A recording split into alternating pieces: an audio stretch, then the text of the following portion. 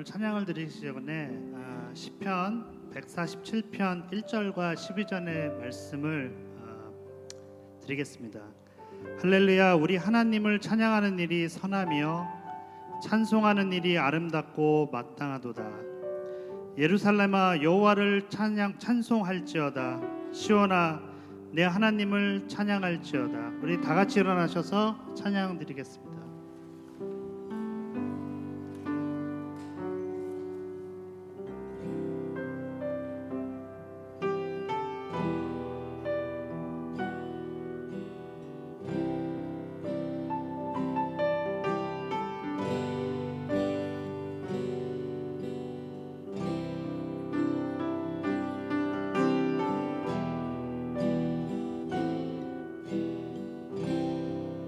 우리 주는 위대하며 우리 주는 위대하며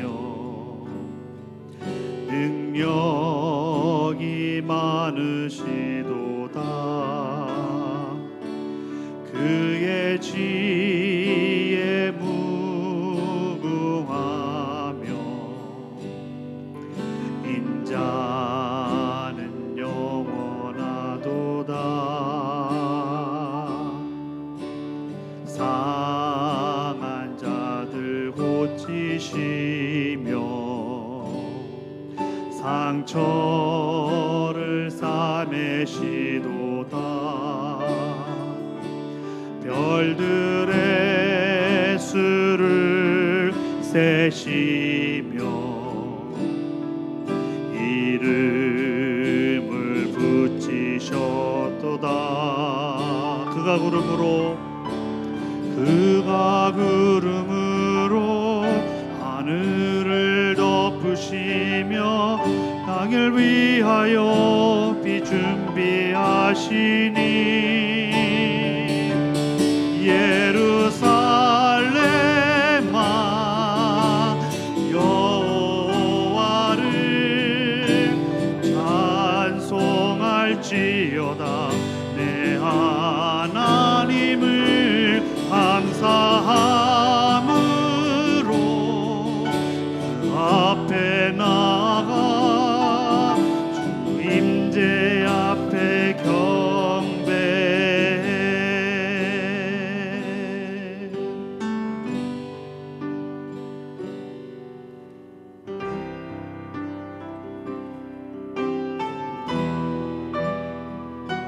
우리 다시 한번 우리 주는 위대하며 우리 주는 위대하며 능력이 많으시도다. 그의 지혜 무궁하며 인자는 영원하도다. 상한 자들 고치시며 상처를 싸매시도다. 별들의 수를 세시며 이름을 붙이셨도다. 그가 구름으로 하늘을 덮으시며 땅을 위하여 비 준비하시니 예루살렘아, 예루살렘아, 여호와를 찬송할지어다. 내 하나님을 감사함으로 그 앞에 나가 주 임재 앞에 영배. 예루살렘아, 예루살렘아, 여호와를 찬송할지어다. 내 하나님을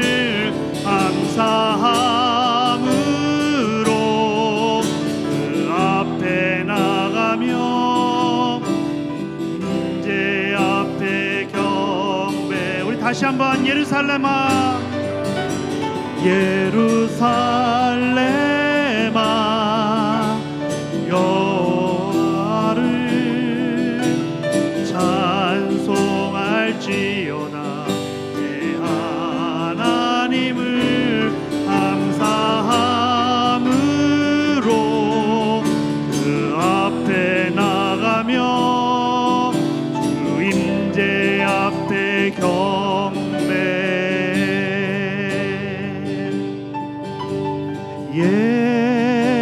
예수 어린 양 존귀한 이름 예수 어린 양 존귀하니 우리 다시 한번 예수 어린 양 예수 어린 양 존귀한 이름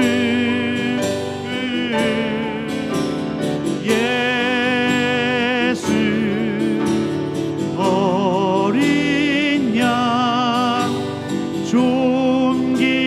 존귀한 이름 우리 약할 때 강함 대신에 약할 때 강함 대신에 나의 보배가 되신 주 나의 모든 것 주 안에 있는 보물을 나는 포기할 수 없네 주 나의 모든 것 예수 어린 양 예수 어린 양 존귀한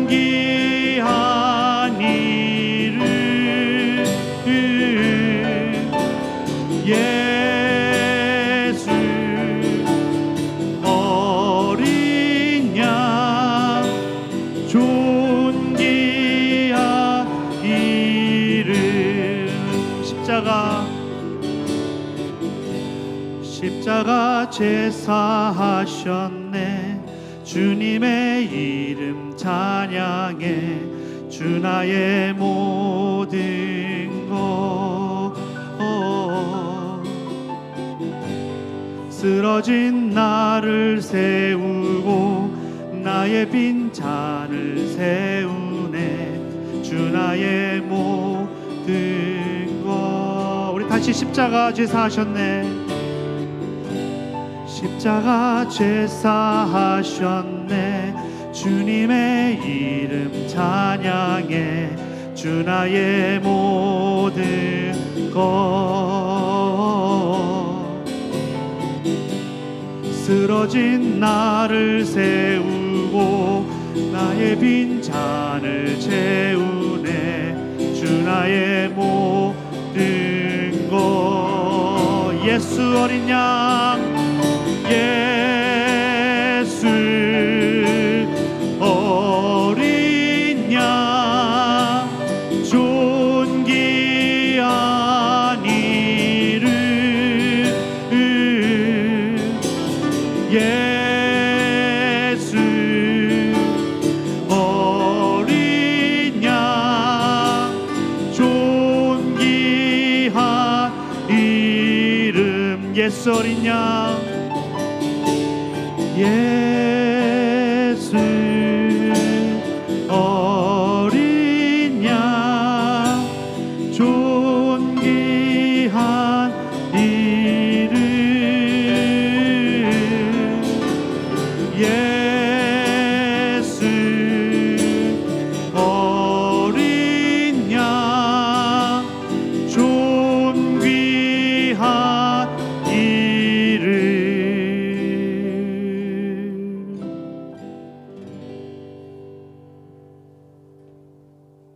자리에 앉아 주셔도 됩니다.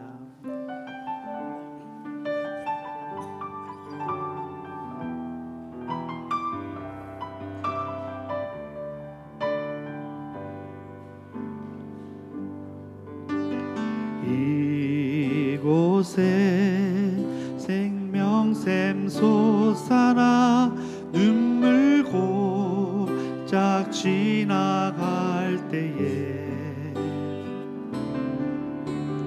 머잖아 열매 맺히고 웃음소리 넘쳐나리라. 처음부터 이곳에 생명샘, 이곳에 생명샘 솟아나 눈물 골짝 지나갈 때에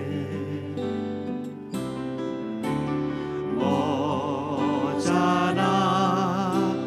열매 맺히고 웃음소리 넘쳐나리라.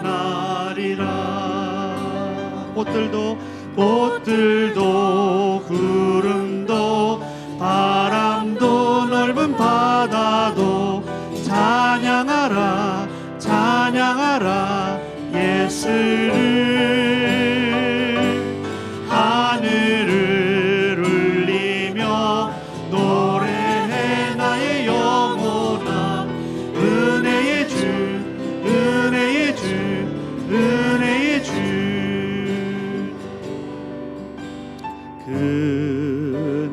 그날에 하늘이 열리고 모든 이가 보게 되리라.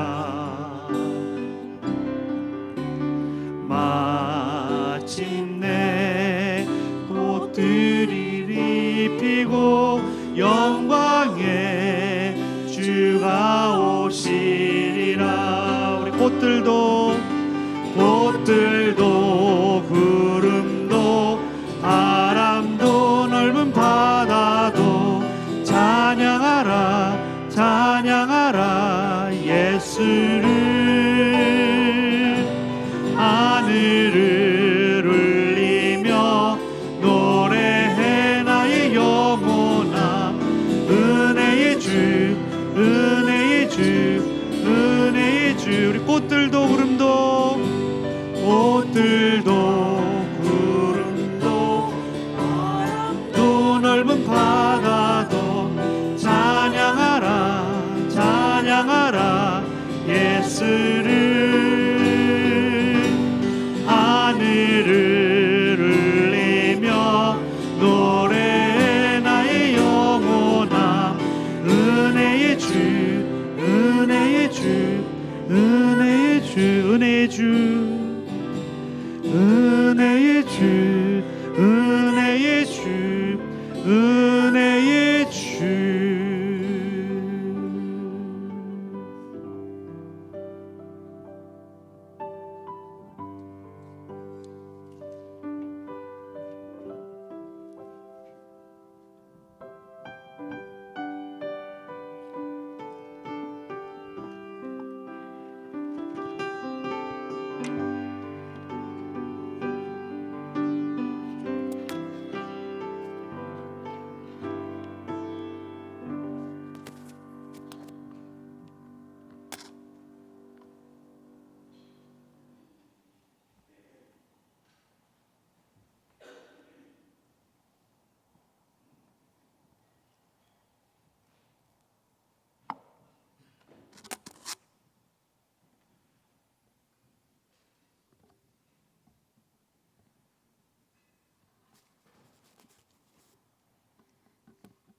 하나님 아버지, 저희의 발걸음을 주께로 인도해 주시고 하나님을 예배할 수 있는 은혜를 허락해 주심에 감사를 드립니다. 이 예배를 통하여 하나님이 우리를 얼마나 사랑하시는지, 그 하나님의 사랑의 깊이와 넓이와 높이를 경험하게 하는 기적이 우리의 안에서 일어나게 하여 주십시오. 오늘 수요 예배를 오랜만에 찾아온 귀한 영혼들이 있다면 이 시간 그 심령에 주님 친히 찾아주시어서 하나님의 놀라운 사랑을 경험하기를 소망합니다. 주님께서 담당하신 십자가 고난의 사랑을 미련한 우리들은 항상 잊어버리고 살아갑니다. 세상의 유익을 위해서는 한없는 애착을 가지고 있으나 영적인 일과 영혼을 위해서는 너무나도 나태합니다. 세상의 안일만을 위해서는 열심이지만 주님께 엎드려 기도하는 데는 게을러서 자기를 섬기는 데는 매우 활발하고 남을 섬기는 데는 태만합니다. 주님의 십자가 공로를 의지하여 감히 용서를 구합니다. 저희 공동체가 주님의 형상대로 회복되는 변화의 삶을 살도록 이끌어 주십시오. 또 간구하기는 저희 공동체의 경제적인 어려움의 시간, 또 사랑하는 가족을 주님 품에 보내고 슬픔을 겪고 또한 고통스러운 병마와 싸우며 주님을 바라는 지체들이 있습니다. 병든 자에게는 여호와 라파의 손으로 잡아주시고 나음을 받게 하시고 슬픔과 낙심한 심령이 있으면 하늘의 소망을 붙잡고 갈 수 있는 힘 허락하여 주세요. 또 생활에 지친 자는 마음에 상처받은 자 있거든 위로의 말씀으로 치료하셔서 새 힘을 주기를 간구합니다. 또 하나님, 한국의 화재로 인해 삶의 터전을 잃은 많은 사람들을 기억하여 주십시오.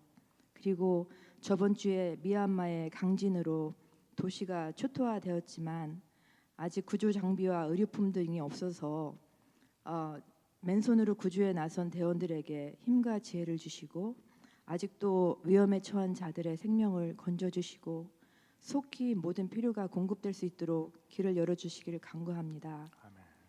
그들이 사랑하는 가족을 잃고 또한 집을 잃고 희망을 잃은 채 절망 속에 있을 때 주님의 손길이 그들 위에 위로와 평강을 주시기를 간절히 기도합니다. 힘들고 낭망하여지는 이런 사건과 사고를 통해 저희도 하나님의 법을 배우며 다른 사람의 마음을 깨닫게 헤아릴 줄 아는 은혜가 있기를 고백합니다. 주님, 저희 빌리지 한인부 공동체가 주님의 고난을 생각하는 사순절을 지나면서 마지막 피 한 방울까지 아낌없이 쏟으셨던 주님의 사랑을 묵상합니다. 오늘 저희도 같은 사랑으로 이웃을 부욕해 하는 삶이 될 수 있도록 이끌어 주십시오. 이 저녁 특별히 김 목사님의 말씀을 통하여 예배로 하나 되게 하신 하나님의 사랑과 또 상한 마음을 치료하실 예수님의 십자가 은혜를 기대합니다. 아멘.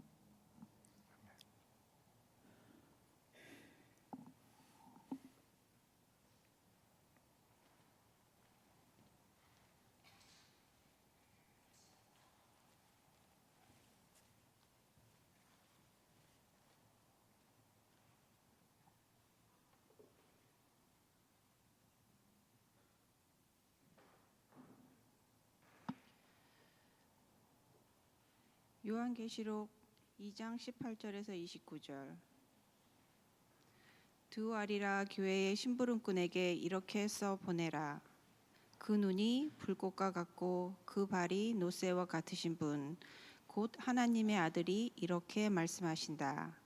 나는 네 행위와 네 사랑과 믿음과 섬김과 오래 참음을 알고 또 내 나중 행위가 처음 행위보다 더 훌륭하다는 것을 안다. 그러나 내게 나무랄 것이 있다. 너는 이세벨이라는 여자를 용납하고 있다. 그는 스스로 예언자로 자처하면서 내 종들을 가리키고 그들을 미혹시켜서 간음하게 하고 우상의 제물을 먹게 하는 자다. 내가 그에게 회개할 기회를 주었으나 그는 자기 음행을 회개하려 하지 않았다. 보아라, 나는 그를 병상에다 던지겠다. 그와 더불어 간음하는 자들도 그와의 행위를 회개하지 않으면 큰 환난을 당하게 하겠다. 그리고 나는 그의 자녀들을 반드시 죽게 하겠다.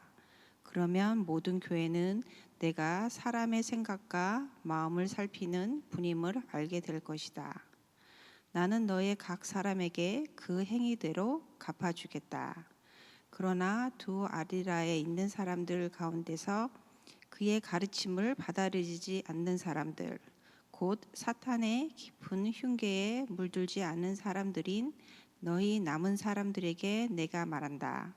나는 너희에게 다른 짐을 지우지 않겠다. 다만 내가 올 때까지 너희가 가지고 있는 그것을 굳게 붙잡고 있어라. 이기는 사람, 곧 내일을 끝까지 지키는 사람에게는 민족들을 다스릴 권세를 주겠다. 그는 쇠 지팡이로 그들을 다스릴 것이고 민족들은 마치 질그릇이 부수어지듯 할 것이다. 이것은 마치 내가 나의 아버지로부터 권세를 받아서 다스리는 것과 같다. 나는 그 사람에게 샛별을 주겠다. 귀가 있는 사람은 성령이 교회들에게 하시는 말씀을 들어라. 아멘.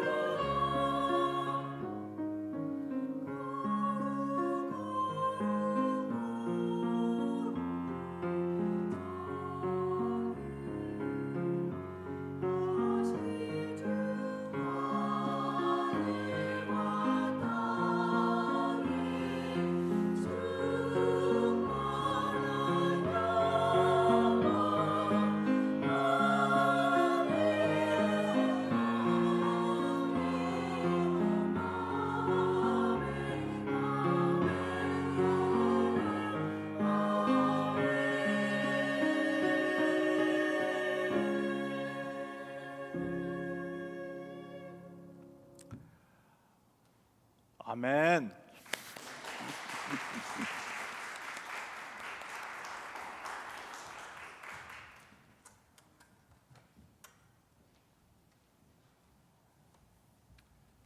감사합니다.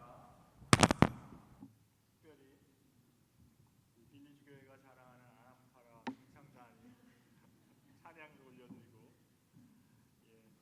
너무 특별한 날인 것 같습니다. 오늘 또 저희들과 함께 잘 들리세요? 안 들리죠?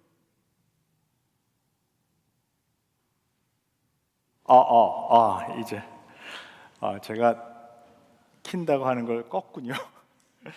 네, 오늘 또 저희들과 함께 예배 드리는 귀한 우리 목사님 계셔서 제가 소개해드리겠습니다.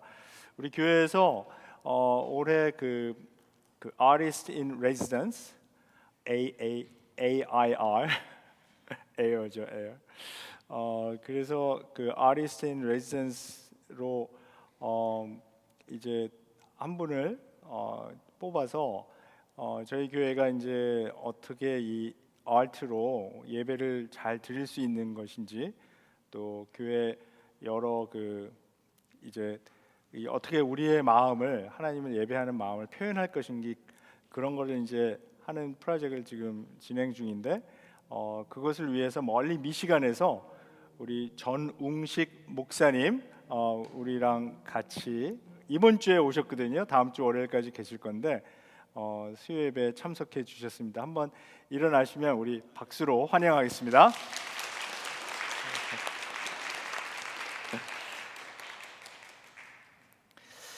예, 오늘 이 일곱 교회 보내는 메시지 중에서 몇 번째인지 혹시 아시는 분 계세요? 네 번째죠. 예, 네 번째. 그래서 전체 이제 처음부터 말씀을 드렸지만은 일곱 교회이기 때문에 이것을 어떻게 이제 보시면 되냐면, 맨 처음에 에베소 교회로 이제 보냈죠. 그 다음에 어디로 보냈습니까? 서머나 교회로 보냈죠. 그 다음에 이제 버가모 교회로 보내고, 이제 네 번째입니다. 이 그냥 머리에서 상상을 하시면 되는데요. 이 계단을 내려가듯이 에베소에서 서머나, 버가모, 그리고 이제 이 두아디라 교회는 이게 딱 중간에 있습니다. 그래서 계단을 내려가듯이 하나씩 내려가서 딱 중간에 있고, 다시 더 이쪽 방향으로, 반대 방향으로 계단을 또 내려가면 이제 사대 교회, 빌라델피아 교회, 라오디게아 교회, 이렇게 이런 이거를 이제 카이아즘이라고 그러는데 뭐 한국말로는 교차되고 그러는 것 같아요. 근데 어차피 그것도 어려우니까 한자말이니까 뭐 카이아즘으로 생각하시면 되는데, 이게 딱 가장 중앙에 있잖아요. 이 중앙에 있다는 것은 이런 구조에서 가운데 있는 거에 방점이 있습니다. 그렇기 때문에 이 두아디라 교회에 보내는 이 편지가 가장 깁니다. 가장 길고 또 책망도 많이 받았습니다. 이 일곱 교회 중에 책망받지 않은 교회가 몇 개라 그랬죠? 예, 두 개죠. 예. 어디입니까? 서머나 그리고 빌라델피아. 이 구조를 머리에서 생각하시면, 이 서머나 교회는 처음 시작할 때 두 번째 위치하고 있고, 빌라델피아 교회는 마치기 전에 두 번째. 그래서 이게 딱 매칭이 돼 있습니다. 그러니까 건강한 교회는 그 두 개, 다섯 개, 일곱 개 중에서 그 두 개가 책망을 받지 않은 건강한 교회고, 나머지 다섯 교회는 다 책망을 받았고, 그 중에서 두아디라 교회는 가장 많은 책망을 받은 그런 교회입니다. 이 두아디라 교회 이 자체에만 그리스도의 책망이 가는 것이 아니고요. 이 일곱이라는 숫자가 완전수, 그렇기 때문에 아시아 지방에 있는 모든 교회들에게 보내는 편지인 동시에 과거, 현재, 심지어는 미래에 올 모든 교회들이 들어야 하는 그런 경고의 메시지. 그리스도께서 교회를 보시면서 어떤 것을 싫어하시는가, 어떤 것을 하지 말았으면 좋겠는가 하는 점들이 잘 드러나 있는 그런 편지입니다. 다시 한번 그 지도를 보여주시면, 여기 이제 그 네 번째이기 때문에 뭐 작아서 잘 안 보이겠지만은, 이 반모섬에서 에베소로 갔다가 그 다음에 서머나로 갔다가 위에 이제 버가모로 갔다가, 거기서 동남쪽으로 약 한 50마일 정도 떨어진 곳에 이 디아두라 교회가 도시가 있고, 거기에 있는 교회로 보낸 편지입니다. 우리가 이제까지 보았던 에베소, 서머나, 버가모에 비해서 이 두아디라라는 도시는 정치적, 또 종교적, 뭐 군사적, 경제적 여러 면에서 이 아시아 지방에서 그렇게 중요한 위치를 차지하고 있던 도시는 아니었습니다. 그리고 역사적으로 보더라도 그 흔적이 많이 남아 있지 않아서 여기 가봤는데 별로 그렇게 사진 찍을 것도 별로 없는 그런 이제 고대의 흔적만 조금 남아 있는 그런 그 도시였고, 이곳에 있었던 교회에 보내진 편지입니다. 이 사도행전 16장에 보게 되면 바울이 빌립보에 가서 복음을 전하는 모습을 우리가 볼 수 있는데, 여기에 이제 루디아라는 한 여인이 등장합니다. 근데 이분은 자색 옷감 장사를 하는 비즈니스 워먼이라고 이제 말하고 있고요. 아마 비즈니스 때문에 빌립보에 와. 빌립보는 그 이제 북부 그리스에 있죠. 그러니까 근데 이분이 두아디라 출신이다, 이렇게 누가가 말하고 있습니다. 그런데 이분은 이방인이었지만 하나님을 공경하는 사람, 그러니까 유대교로 완전히 개종은 하지 않았지만은 그 율법 조항 중에 그 중요한 세 가지가 있죠. 그거를 지키지 않았기 때문에 유대교로 그 개종을 하지는 않았지만은, 그러나 주일날, 그러니까 유대인들의 안식일날 그런 때 꼭 참여해서 예배를 드리고 하는 그런 사람들. 그래서 영어로는 God fearer라고 부르는 그런 분이었죠. 안식일날을 맞아서 이 빌립보에는 아직 유대인 회당이 없었습니다.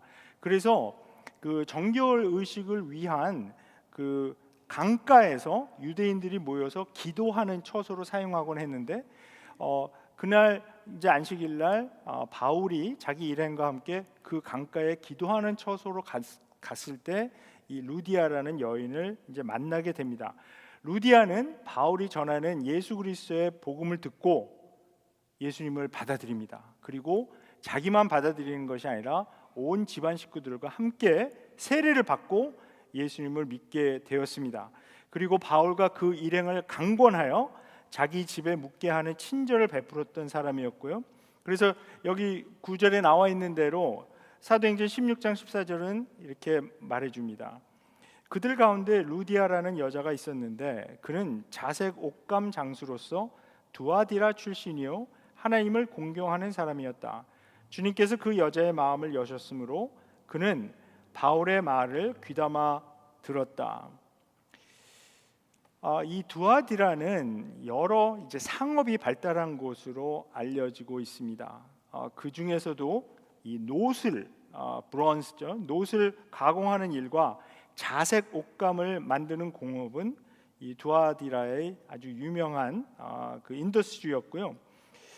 이 흥미로운 것은 이렇게 상업이 발달을 하면서 이 두아디라에는 상인들이 잘 조직이 되어 있었다는 것입니다. 그래서 이것을 보통 이제 한국말로는 조합, 영어로는 길드라고 부르는데요. 같은 직종을 가진 사람들이 어떤 조합을 만들어서 그 어떤 연합체를 만드는 그런 것들을 이제 의미하는데, 이게 잘 조직이 되어 있었다는 거예요. 그래서 그곳에서 양털을 가공하는 사람들, 그리고 그 양털을 가지고 옷감을 만들어서 그것을 이제 또 염색하는 사람들, 뭐 제빵업을 하는 사람들도 길드가 있었고 노 가공업을 하는 사람들도 다 길드가 있었다는 것입니다. 그런데 우리 현대에도 이런 게 좀 있죠. 뭐 체인버 오브 커머스 이런 사람들이 있지 않습니까? 그런 조직이 있는데, 이 고대 특히 두아디라에 있었던 이 조합은 그 성격이 좀 달랐습니다. 이 조합들은 물론 비즈니스를 위해서 형성이 되었지만 아주 짙은 종교적인 색깔을 가지고 있었습니다. 왜냐하면 당시에 자기들의 업종을 자기들이 믿는 어떤 수호신 같은 그런 신들이 관장하고 도와주고 있다고 믿었기 때문인데, 이 두아디라에서 섬기던 신은 이 아폴로였습니다. 우리 그 뭐죠, 라켓 그 이름 때문에 다 많이 이제 익숙하죠. 이 아폴로는 그 그리스 신화에 보면 그 가장 높은 신이었던 그 제우스 한국말로 하면 그 제우스의 아들이었습니다. 이 두아디라에 사는 사람들은 이 로마 황제가 이 아폴로가 성육한 그런 사람이다라는 그것을 믿었다. 그러니까 이 하나님의 아들 이 아폴로가 그 인간의 모습을 띠고 사는 사람이 바로 로마의 황제다 이렇게 믿었다는 문헌이 남아 있고요. 그래서 이 두아디라에서는 자기들이 믿는 신 이 아폴로를 제우스의 아들 또는 하나님의 아들이라고 불렀습니다. 오늘 본문 2장 18절에 보면 예수님을 하나님의 아들로 표현하고 있는 것은 우연이 아닙니다. 또 두아디라에서 비즈니스에 종사하고 있던 사람들이 적어도 한 개의 조합에 가입하지 않고 장사를 하는 것은 불가능했습니다. 그리고 이 조합들은 정기적으로 모임을 가졌는데요. 항상 같이 모여서 이제 식사를 하는 걸로 이제 시작이 됩니다. 근데 그 식사 후에 이 아폴로를 향한 예배로 이어지게 되어 있었고요. 근데 이것을 참 우리 입장에서 예배로 부르기는 좀 힘든 그런 모임의 성격이었습니다. 왜 그러냐 하면 이 아폴로 경배는 이 포도주를 경배의 표현으로 한 잔씩 돌려가면서 이제 마시게 되는데요. 이거를 계속해서 돌아가면서 취할 때까지 이제 마시고 난 후에 대기하고 있던 여성분들이 들어와서 아주 그냥 심하게 노는 것까지가 이게 포함이 되어 있었습니다. 그래서 로마 제국 시대에 이런 모임에 가서 어떤 성적인 행위를 하는 것은 절대로 비도덕적인 것이 아니었고 누구나 그렇게 다 하고 사는 그런 세상이었습니다. 오늘 본문 2장 20절에 이 간음과 우상의 제물을 먹는 것이 같이 등장하는 것은 당시의 풍습으로 보면 너무나 당연한 것이었습니다. 이 사도 바울이 복음을 전하면서 전에 이방인이었던 사람들에게 이 성적인 순결을 강조하고 완전히 다른 라이프스타일을 가지라고 가르쳤던 일, 이게 결코 쉬운 일이 아니었다는 것을 알 수 있습니다. 아마도 대부분의 그 예수님을 믿게 되었던 이방인들은 왜 그렇게 해야 되지? 하고 질문했을 것입니다. 그들의 세계관을 가지고 생각해 보았을 때 영적인 구원과 육체적인 행위는 관련이 없습니다. 그러니까 구원은 영적으로 받는 거고 내가 육체로 하는 행동은 그 영적인 구원에 전혀 관련이 없는, 그러니까 이 플라톤 철학이 가르쳤던 이원론은 영과 육체를 확실하게 구분하고 있었기 때문에 어떤 종교적인 영역, 그러니까 영적인 영역에 속하는 하나님을 믿는 일, 뭐 예수님을 따르는 일, 이런 일하고 내가 육체적으로 하는 행동, 이것은 전혀 분리가 돼요. 그러니까 연결시키기 어려운 그들의 이 관념에서는. 근데 성경의 가르침은 이러한 이원론을 용납하지 않습니다. 성경에서 말하는 구원은 영혼과 육체가 같이 구원받는 것을 의미합니다. 따라서 우리 구원받는 영혼과 육체 모두 거룩해져서 하나님께 바쳐지는, 그래서 이 예수님의 가르침으로부터 시작해서 바울의 가르침, 또 다른 서신에 나와 있는 모든 가르침들은 바로 이런 이원론을 가르치고 있지 않습니다. 이렇게 자꾸 구분해 놓고 한쪽에서 하는, 내가 영적으로 하는 일과 육적으로 하는, 육체적으로 하는 일을 자꾸 분리해서 생각하는. 근데 이게 사실 이런 이원론은 고대에만 있었던 것이 아니라 사실 아직도 은근히 사실 많이 있습니다. 그러니까 주일날 하는 행동과 나머지 6일 동안 하는 행동이 다르죠. 제가 대학교 다닐 때 그때는 차에 이제 혹시 생각나시는지 모르겠지만 카세트 테이프를 이렇게 듣잖아요.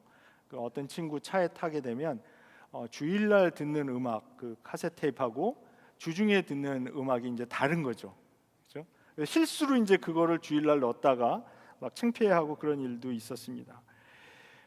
이런 이론론적인, 그러니까 이원론이 아닌 일원론적인 가르침을 이방인들이 실제 생활에서 실천하는 것은 상당히 어려운 문제였을 것입니다.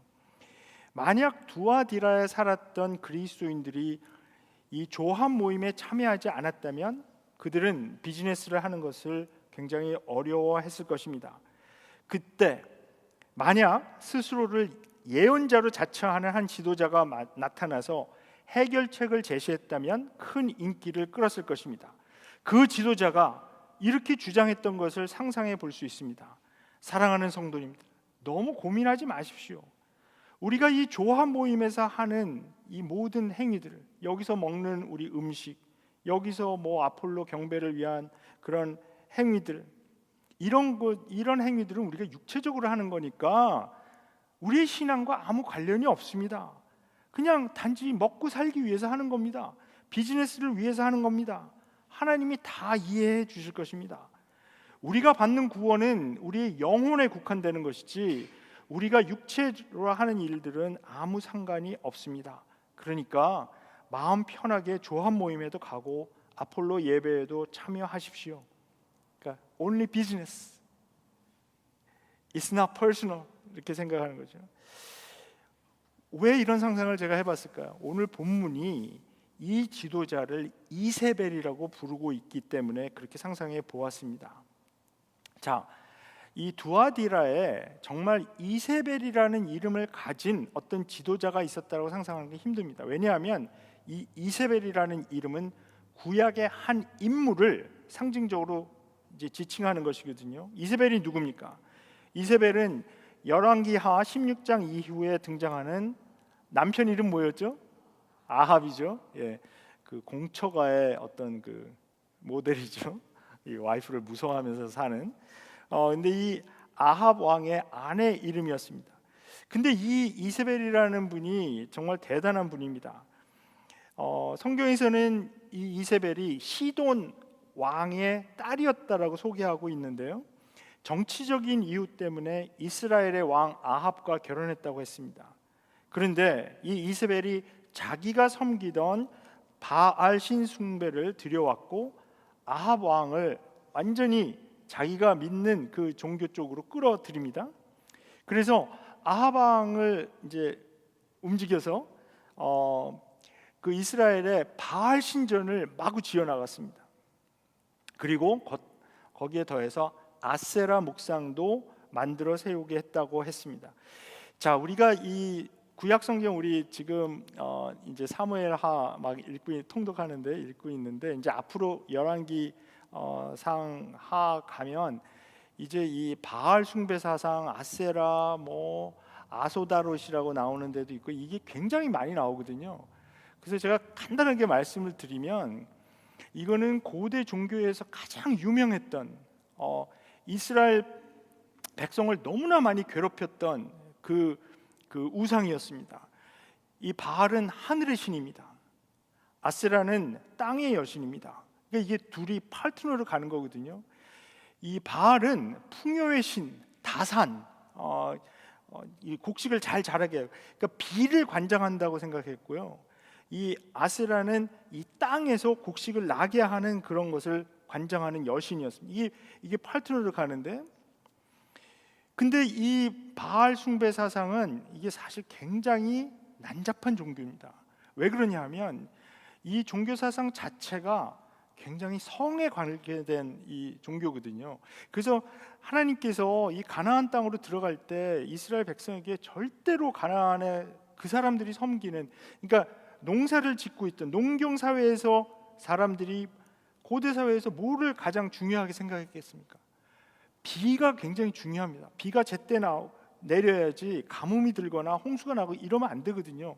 그래서 이걸 굉장히 많이 의지했습니다. 그래서 이 사람들이 이 바알 신을 의지하면서 바알 신에게 잘 보여야지 비가 적당히 내려서 농사가 잘 된다, 이렇게 생각하고 있었거든요. 제가 2000년대 초반에 캔자스에서 한 4년 살았는데요. 거기서는 이 TV를 보게 되면 한쪽 구석에 조그맣게 항상 그 화면 자체 모든 프로그램에 그 일기 그 상황이 거기 항상 뜹니다. 왜냐하면 그 캔자스에 사는 그 농부들에게는 이 기상, 이 웨더가 굉장히 중요하거든요. 비가 오는지 안 오는지, 얼마나 오는지, 이게 굉장히 중요해서 제가 항상 기억이 납니다. 마찬가지로 그 가나안 쪽에 살던 이 사람들에게는 이 비가 굉장히 중요했기 때문에 바알 신은 자기들에게 너무나 중요한 겁니다. 그런데 이게 왜 하나님께서 이토록 바알 숭배 사상을 하나님께서 싫어하셨는가, 그리고 이걸 금지시켰는가? 제가 예를 하나 들어보겠습니다. 만약에 가뭄이 오게 되면, 이제 열왕기상 그 엘리야 얘기 때도 이런 얘기가 나오는데요. 가뭄이 들었다. 그럼 비가 내리지 않는 거 아닙니까? 그렇죠? 자, 이 고대 사람들은 비가 내리지 않는 것을 이제부터는 19금입니다. 뭐 우리 미성년자 없으니까 제가 비가 내리지 않는 것을 바알과 아세라가 섹스하지 않는 걸로 생각했습니다. 그러니까 이 바알 숭배 예배, 바알을 예배하는 이 행위는 바알이 하늘에 있어서 거기서 비가 내려서 이게 땅에서 곡식이 자라야 되는데 이 바알하고 아세라가 섹스를 안 하는 거니까 바알을 자극해야 된다, 이렇게 생각했습니다. 그래서 이 바알 숭배 사상에서 예배 행위는 아주 난잡한 그런 성행위를 동행했습니다. 그러니까 이게 굉장히 지저분한 종교거든요. 그리스도, 그러니까 우리 하나님의 백성 쪽에서 보면. 근데 여기에는 사실 사람들이 좋아할 만한 많은 요소들이 있습니다. 이거를 하게 되면 비가 내려서 풍요, 그 먹을 것도 생기고 그 프라스페리티, 그 풍요로움을 보장해 주죠. 또 이게 이런 예배라는 이름을 해서 이러한 바알 신전에서 이런 아주 난잡한 행위를 하게 되는 것은 또 쾌락도 줍니다. 풍요와 쾌락, 그리고 자기들이 바알 신과 아세라 여신을 조종할 수 있으니까, 자기들이 원하면 뭘 주든가 이렇게 할 수 있으니까 거기에서 어떤 마음을 얻게 되냐면 안정, 스테빌리티. 그러니까 이런 모든 요소, 그러니까 prosperity, pleasure, stability, safety, 이런 거를 주는 종교니까, 이게 뭐 구약에 나오는 이 야훼 하나님은 뭐 내가 거룩하니 너희도 거룩하라 그러고 이것도 하지 말고 저것도 하면 안 되고 이렇게 살아야 되고 막 이게 막 요구 조건이 많잖아요. 바알 숭배 사상에는 그런 거 없습니다. 그냥 내가 원하는 거 기도하고 이렇게 예배 드리고, 그 예배라고 부르기도 좀 그렇지만 그렇게 하면 내가 원하는 거 주는 그런 종교. 그러니까 이스라엘 백성이 가나안 땅에 들어가서 살았을 때 거기 가나안 땅에 옆에 살던 사람들이 이런 식으로 살아가는 것을 보면서, 왜냐하면 이스라엘 백성들은 40년 동안 광야 생활을 했기 때문에 유목민 생활을 했잖아요. 자기들이 계속 뭐를 심어서 이 농사를 지어야 되는 그런 생활을 하지를 않았고, 이 가나안 땅에 정착해서 사는 사람들은 농사를 지으면서 사는 사람들이니까 저 사람들이 이 농사 짓는 것에 대해서는 더 전문가다, 이렇게 근데 저 사람들이 믿는 신을 보니까 이게 이 바알이라는 신을 섬기고 아세라 신을 섬기는데 이게 굉장히 괜찮아 보였던 겁니다. 자, 그래서 다시 이 이세벨 얘기로 돌아오면, 이 이세벨의 아버지였던 이 시돈 왕 엣바알입니다. 이 사람 이름이.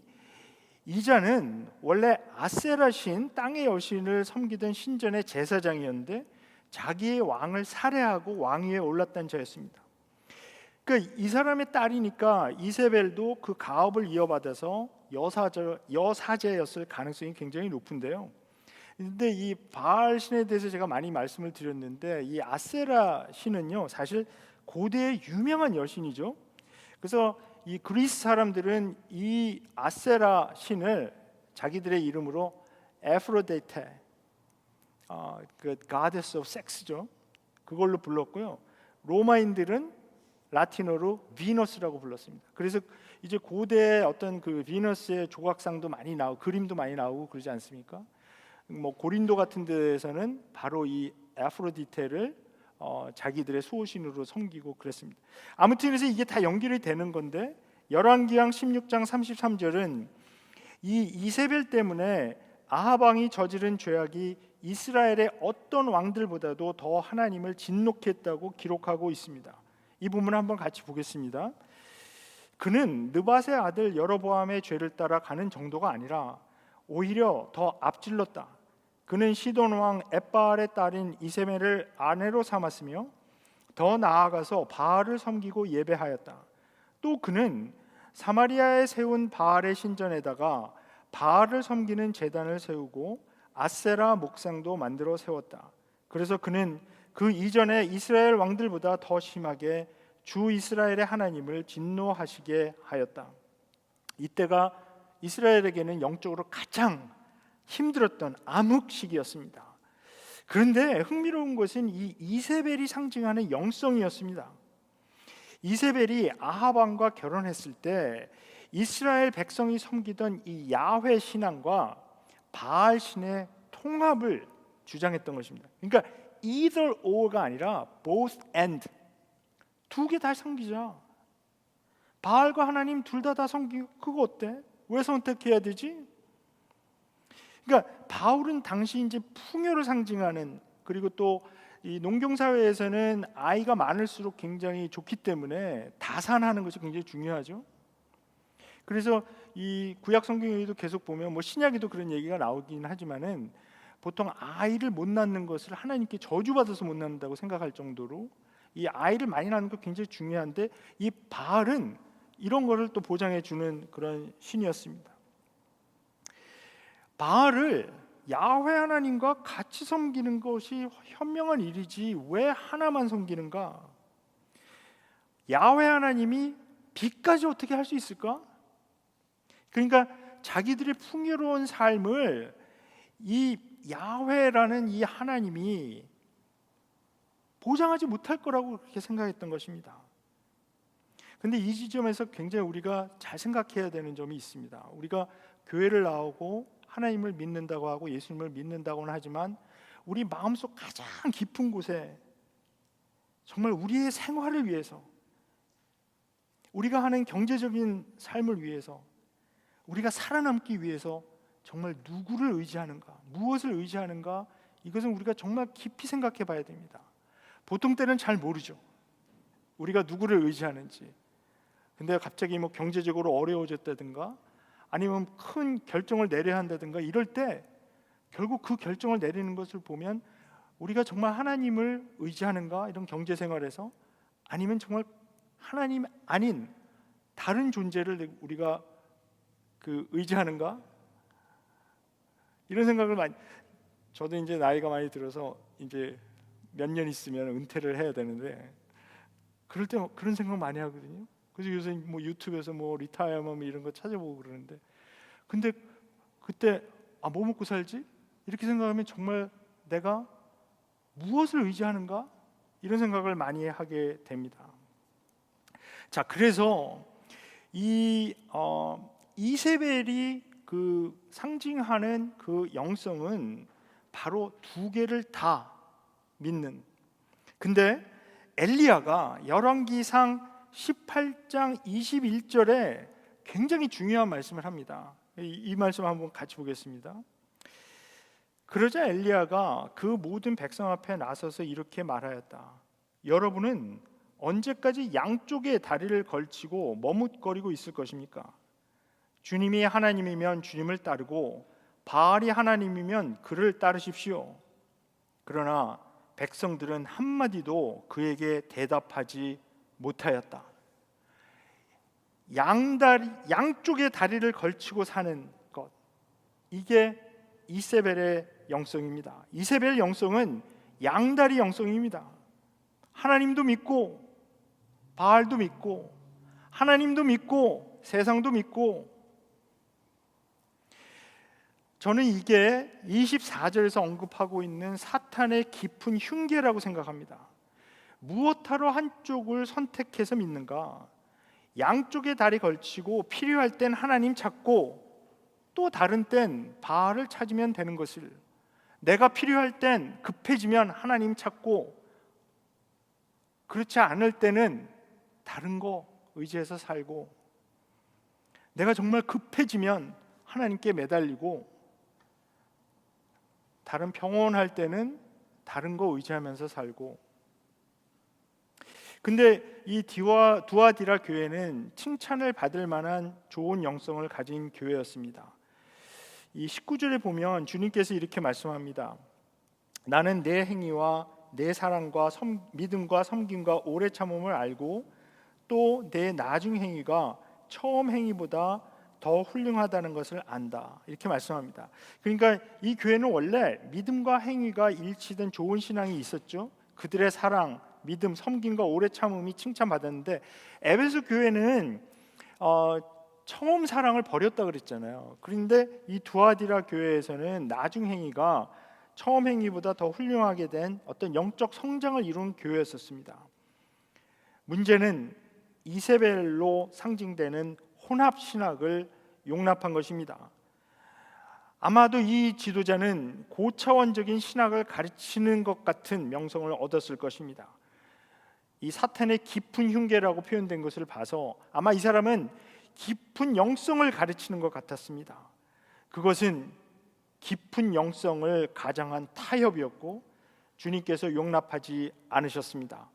아폴로와 예수 그리스도 둘 다 하나님의 아들로 불리는 분들이었습니다. 둘 중 하나를 왜 선택해야 되지? 그러나 주님께서 원하는 것은 둘 중 하나를 선택하라는 것입니다. 누가 진정한 하나님의 아들인지 결정하라는 것입니다. 우리가 살고 있는 이 미국 문화는 이 믿음을 프라이버시의 영역으로 밀어 넣었습니다. 그래서 그동안 사시면서 많이 보셨겠지만 이 퍼블릭에서 자기의 종교를 주장하거나 종교 행위를 하는 것 자체를 이제 불법적이라고 생각합니다. 예를 들어서 뭐 퍼블릭 스쿨에서 단체로 기도를 하는 거, 이게 이제 그 고등학교 아이들 뭐 나중에는 이제 엘리멘터리 스쿨까지 내려갔는데 한동안 어떤 게 이슈가 됐냐면 학생들이 그 국기 걸어놓는 거기에 이제 모여서 기도를 하는 그런 무브먼이 일어난 적이 있어요. 근데 이게 헌법에 맞느냐 안 맞느냐 이거 갖고 굉장히 이제 이 법적인 싸움이 붙어갔고요. 결국 이제 수프림 코트까지 올라가서 결정이 어떻게 됐습니까? 수프림 코트에서 어떻게 결정했냐면 이것은 종교와 그 교회 이것이 분리돼야 되는 미국 헌법의 정신에 위배된다라고 이렇게 결정이 났습니다. 근데 이런 결정이 나자 사람들이 너무나 어리석게도 이것을 뭐 사탄이 뒤에서 조종을 해서 뭐 기독교를 뭐 미국 정부에서 탄압을 한다 이런 식으로 나갔는데 그런 게 아니고요. 유럽에서 그 사람들이 경험했던 이 종교하고 그 이 권력 이것이 분리가 되지 않았을 때 그 유럽에서 이 사람들이 이제 뭐 자기가 개신교를 믿든 천주교를 믿든 하여튼 정권을 누가 잡는 거에 따라서 너무나 이게 심한 박해도 받고 그래서 사실 미국 역사에서 유럽에서 이 박해를 피해서 메이플라워 타고 이제 미국으로 넘어왔다 뭐 그런 이제 이런 신화적인 얘기도 있지 않습니까? 근데 그런 것 때문에 이 미국에서는 이런 그러니까 Church and State 이거를 정교 분리라 그러죠. 이것을 자꾸 이제 분리하려고 합니다. 이 종교의 자유는 이 개인의 프라이버시 영역에서 마음대로 행사할 수 있는 것이지 공적인 장소에서 자꾸 한 종교를 다른 사람에게 강요할 수 없다라고 생각하는 것이 이제 해석인데요. 제가 이 짧은 벌써 8시네요. 이 시간에 이 복잡한 문제에 대해서 어떤 신학적 논쟁을 하려고 하는 것이 아니고요. 제가 말씀드리려고 하는 것은 이겁니다. 우리는 이 문화에서는 우리의 믿음을 너무나 이 프라이버시 영역으로 밀어넣는데 너무 익숙해져 있기 때문에 실제 생활에서 우리가 이 믿음을 타협하면서도 깨닫지 못하는 그런 위험에 빠지기가 쉽다. 그러니까 사람들이 잘 알 수가 없게끔 만들어 놓은 거거든요. 이 문화에서. 그래서 주일날 오면 우리가 기독교인 같이 성도같이 행동하지만 월요일부터 토요일까지 우리 삶에서 공적으로 나타나는 모습에서 그리스도의 향기가 나는가 하는 문제입니다. 그러니까 우리가 이제 복음적으로 살면서 다른 사람에게 뭐 너 예수 안 믿으면 뭐 지옥 가 막 이러면서 강요하라는 것이 아니고요. 오히려 우리들의 삶에서 정말 예수 그리스도를 하나님의 아들로 믿고 그 어린 양을 따라가는 그런 신앙으로 살면서 그런 향기가 나는가 하는 그런 문제입니다. 자꾸 우리가 삶의 영역을 그 컴파트먼트를 이렇게 자꾸 나누어서 어떤 영역은 영적인 것, 어떤 영역들은 영적인 것이 아닌 일상생활의 영역으로 이렇게 구분하고, 그래서 주일날 교회에 와서 예배드리고 교회 활동에 참여하고 있는 것, 이것은 영적인 일이고, 그 외에 다른 일들은 내가 육체적으로 하는 일이고 세상적인 일이고, 이거는 내 신앙하고 상관이 없다. 하나님께서 보시기에는 그렇지 않습니다. 우리의 믿음을 이 프라이버시 영역으로 가두어 놓고 그냥 이 세상에 나가서는 하나님 믿지 않는 사람들하고 똑같은 라이프 스타일로 살아갈 수는 없는 것입니다. 이 초대교회에서도 복음이 전해지는 과정을 보면 무슨 대규모의 집회를 한다든가 대형 교회를 만들어서 큰 행사를 치러서 교회가 성장한 것이 아니었습니다. 예수 그리스도를 믿게 된 사람들이 자기가 사는 곳에서 그리스도인으로서 타협하지 않고 예수님께서 가르치신 그 사랑의 복음으로 너희가 서로 사랑함으로 나의 제자임을 알게 될 것이다. 그렇게 빛과 소금으로 살았기 때문에 타협하지 않았던 제자들의 매일매일의 일상생활을 통해서 복음이 전해졌다는 것입니다. 우리가 이 7 편지들을 계속 읽어 나가면서 그들이 완벽하지 않았다는 것은 우리가 금방 알 수 있습니다. 책망받은 교회가 5교회입니다.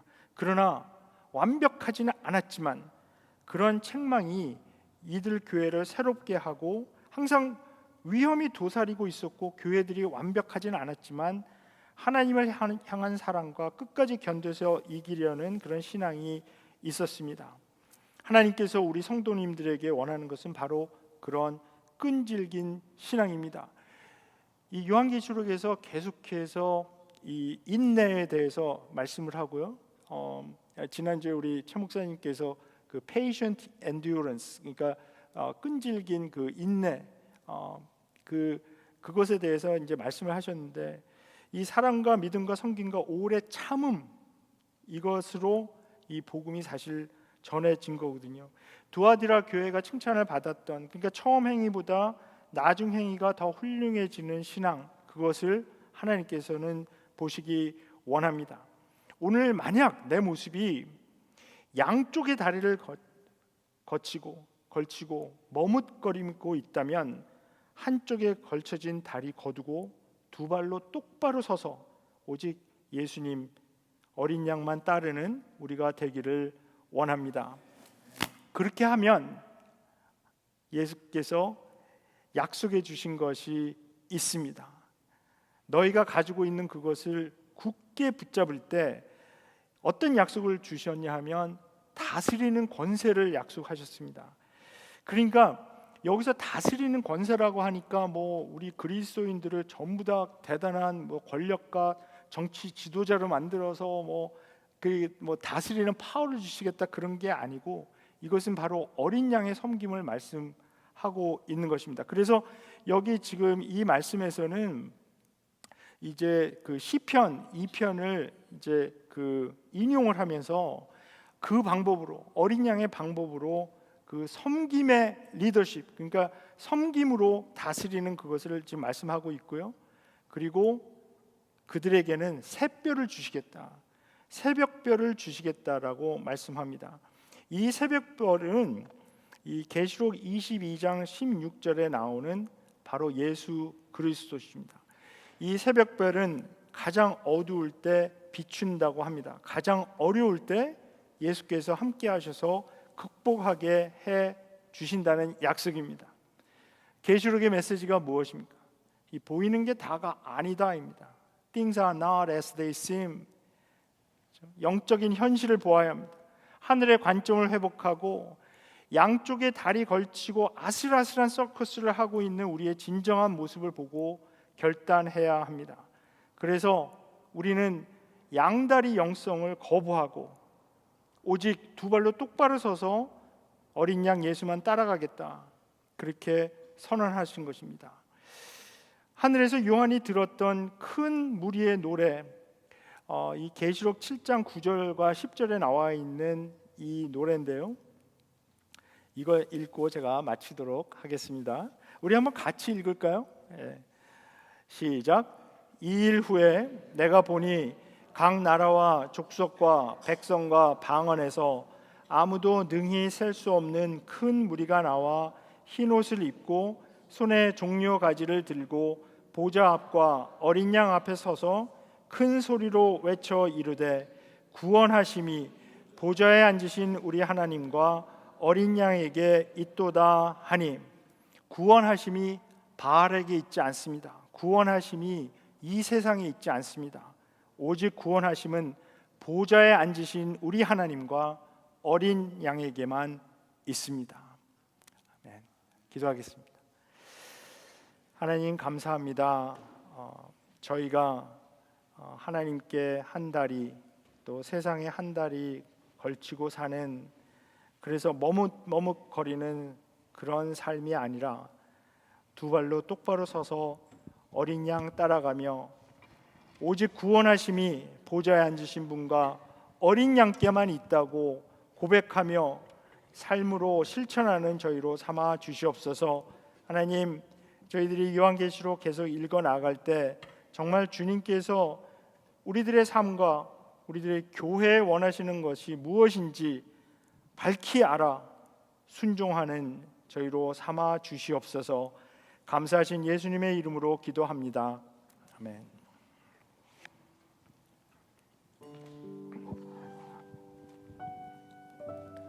우리 시간 찬양 드리겠습니다.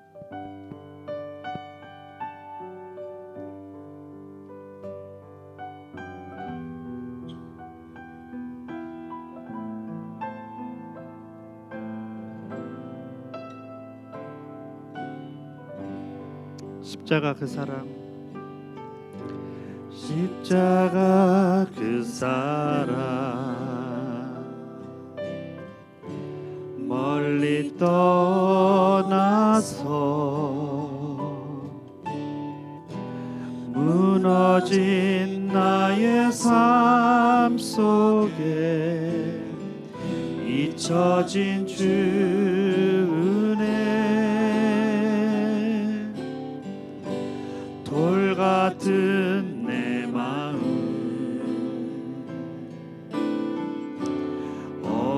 어루만지사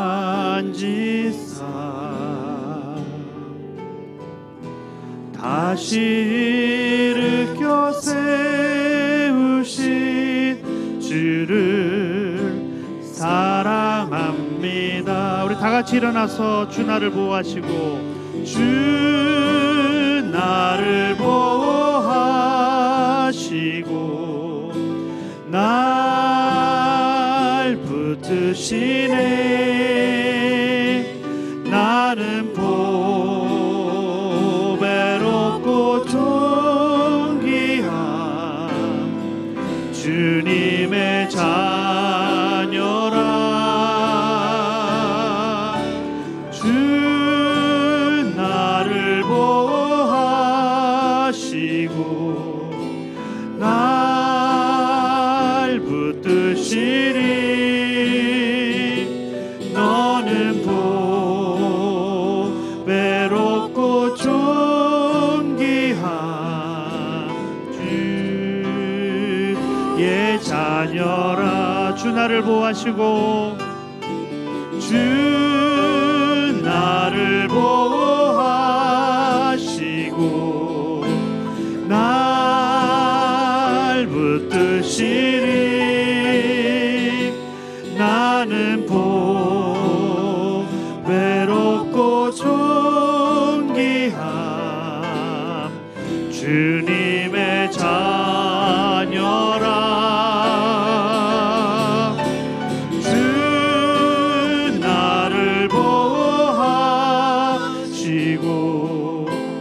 날 붙드시리.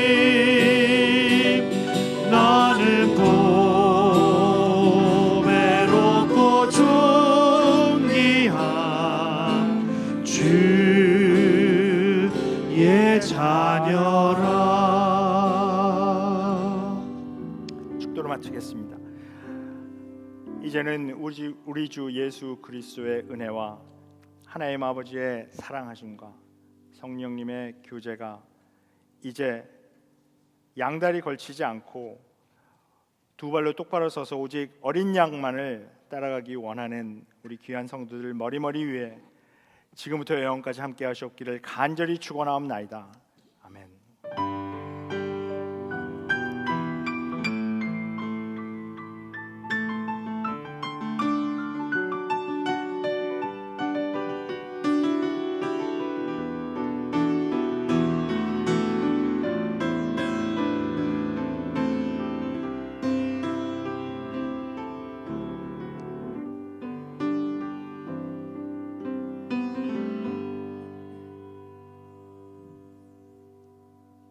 네, 앉으세요. 네, 광고 말씀을 드리겠습니다. 신혜정 자매님이 지난 월요일에 소천하셨음을 알려드립니다. 주님의 평화가 이 지금 슬픔 중에 있는 신경월 형제님과 두 따님 가족들에게 같이 할 수 있도록 기도해 주시면 감사하겠습니다. 김광영 선교사님이 모친이신 강춘자 권사님이 3월 27일 또 소천을 받으셨습니다. 또 선교사님과 가족들을 위해 또한 같이 기도해 주시면 감사하겠습니다. 그 다음에 광고는 저희 이번 주일 1시에 있는 저희 교회 전체 멤버 미팅인데요. 교회 펠로십 후에 있습니다. 지난번에 미팅에 이어서 이렇게 저희 교회 캠퍼스 이 계획과 그리고 사우스 론에 관해서 하고 그리고 또 최 목사님께서 또 빌리지 커뮤니티 이 컴플렉스 비전에 관해서 또 설명을 할 계획입니다. 모두 참여해 주시기를 부탁드립니다. 그리고 4월 20일 토요일 8시 담넘기 기도회와 그 위에 목자 모임이 있으니 기억하시고 224호실 옆에 있습니다. 참여해 주시기를 부탁드립니다. 간식이 준비되었으니 같이 친교하시고 집으로 돌아가시기를 부탁드립니다. 다음 저희